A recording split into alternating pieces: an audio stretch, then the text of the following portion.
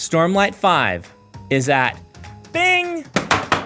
So who's excited about the new Stormlight Archive book? I know, I am. But I do have a question for the author. Hey, Brando Sando, what if we investigate Parshendi way of speaking? I take it as a yes. So I tried to figure out their language and prepared some stuff that could indicate how it could sound. In the Stormlight Archive world of Roshar, the Parshendi communicate through rhythms. They are attuned to these rhythms, representing different states of mind, emotions, or feelings.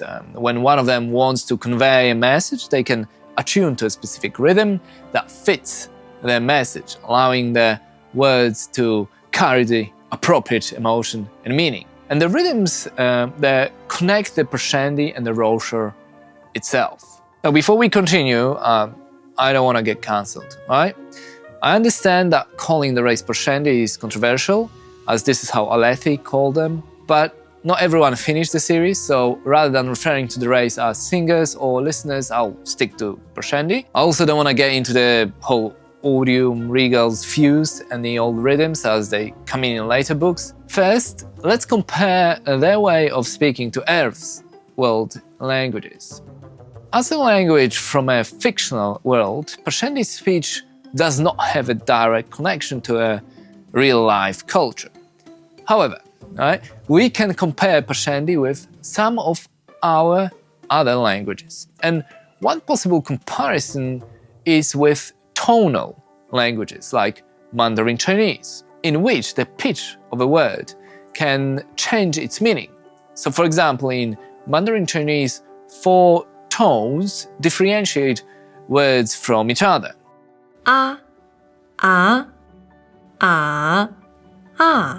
They determine which word is implied. 你真勤快。唉，我也没办法呀，要是我不做，就没人帮我做家务啦。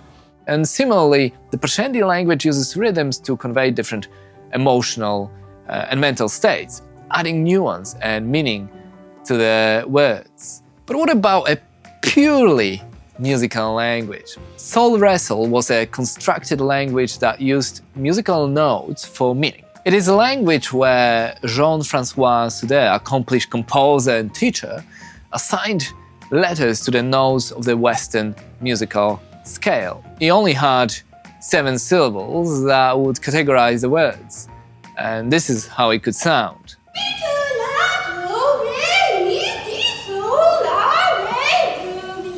Let's say it didn't catch on.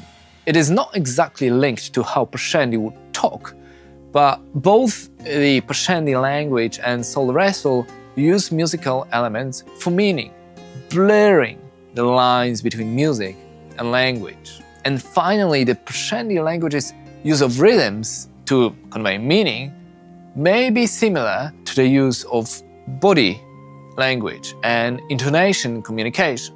Because like the Parshendi, we often use non-verbal cues to express our emotional states and add meaning to our words, making communication more nuanced. I'm moving my arms, head, body, eyes and face, and even though I talk to the camera, you can pick up extra cues from all the above. So it's not just about what I'm saying. But we checked human languages. Let's also look at how animals communicate and compare them to Parshendi. So for example, some species of birds are known to use rhythm and pitch to send information in their songs.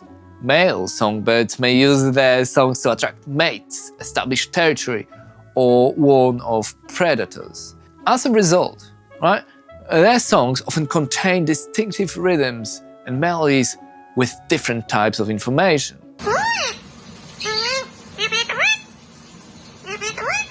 And similarly, the Parshendi use rhythms, allowing them to express subtle messages through the songs. And then we have certain species of primates like chimpanzees and bonobos, and they have their signature rhythms. These primates use complex drumming patterns to communicate with each other over long distances, sending out information about food sources, predators, and other important events.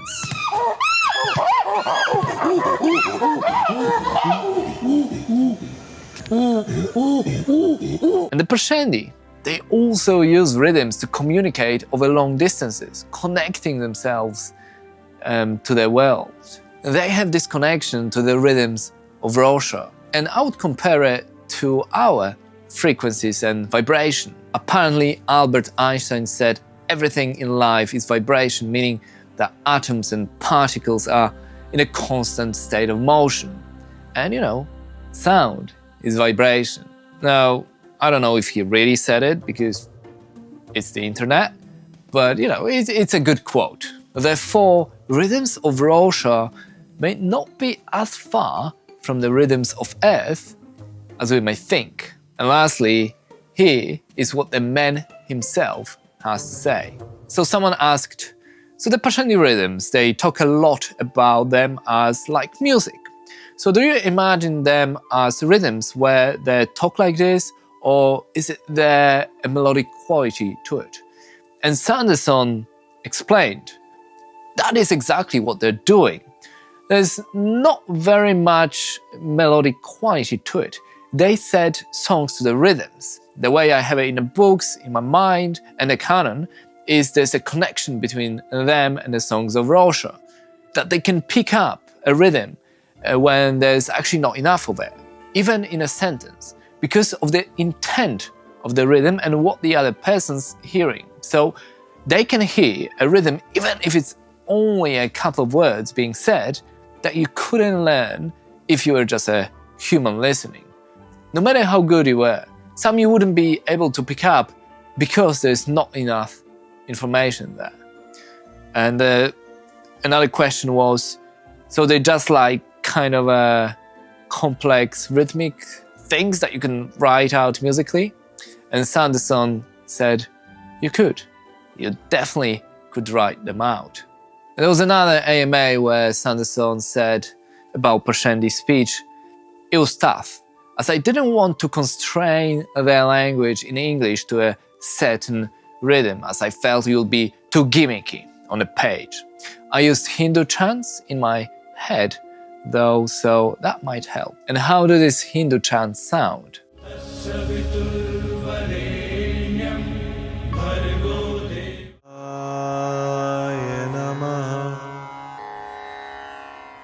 Also, a quick search online presents us with Fan's take on the Parshendi songs, the dark-eyed musician channel, and she vocalized the lyrics and used simple drumming in the composition, which fits how Sanderson writes about their songs.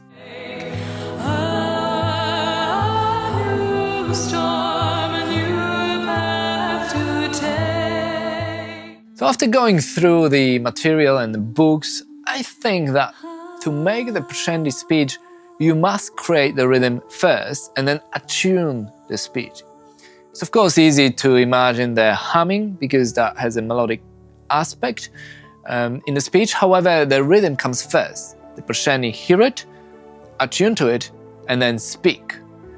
So I guess if there was a Stormlight Archive movie or series, that's one way they could portray them. It probably be more obvious for the audience, like they would speak in a song, a poem, hip-hop lyrics, something that rhymes. But as we learn reading through the Stormlight books, the world of Roshar is musical. The songs and the rhythms play a crucial role in storytelling. And if we ever get to see these stories on our TVs, on our screens, there's no doubt that this will be considered. Parshendi language is a rich and fascinating subject that offers unique insights into the role of sound and rhythm in communication. And it makes me think of language and different possibilities for talking to each other. And it's not too different from our world, because we are surrounded by songs and rhythms of nature, other people, cities. And we just need to learn how to attune to them. Thanks for watching. Like and subscribe. I've written 5 extra novels in the last 2 years.